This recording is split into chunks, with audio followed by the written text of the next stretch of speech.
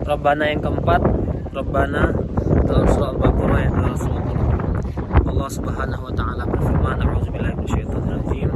Rabbana afrigh 'alaina sabra wa tsabbit aqdamana wansurna 'alal qaumil kafirin.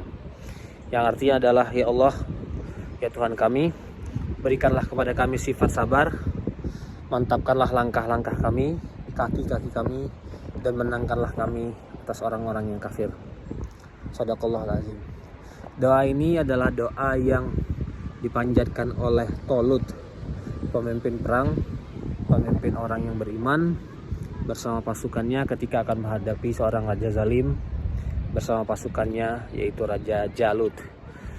Dalam doa ini Allah Subhanahu wa taala mengajarkan kepada kita tentang 3 hal, yaitu pertama, meminta kepada Allah sifat sabar, kesabaran dalam menghadapi cobaan hidup, menghadapi kesulitan, menghadapi musibah, termasuk sabar pada saat kita menjalankan ketaatan, beribadah, berbuat baik dalam hidup kita, dan pada saat kita menyembah Allah Subhanahu wa taala.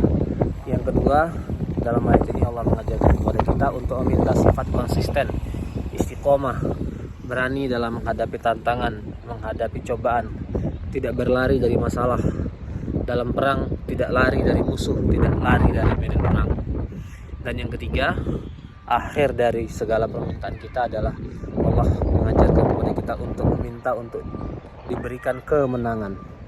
Kemenangan hanya berasal dari Allah Subhanahu wa taala, dan kemenangan hanya akan diberikan kepada orang yang telah menghadapi cobaan hidup, menghadapi kesusahan, dan konsisten, berani, istiqomah dalam menghadapinya.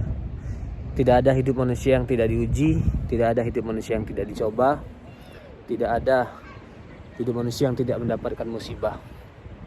Dan kemenangan Allah akan berikan kalau kita sabar dan konsisten, istiqomah dalam menghadapinya. Ini adab dalam berdoa, meminta sabar, meminta kemantapan atau sifat istiqomah, baru Allah akan mendatangkan kemenangan. Demikian untuk hari ini. Surah Al-Baqarah ayat 210 dibacakan di Taman Victoria di kota Edinburgh. Assalamualaikum.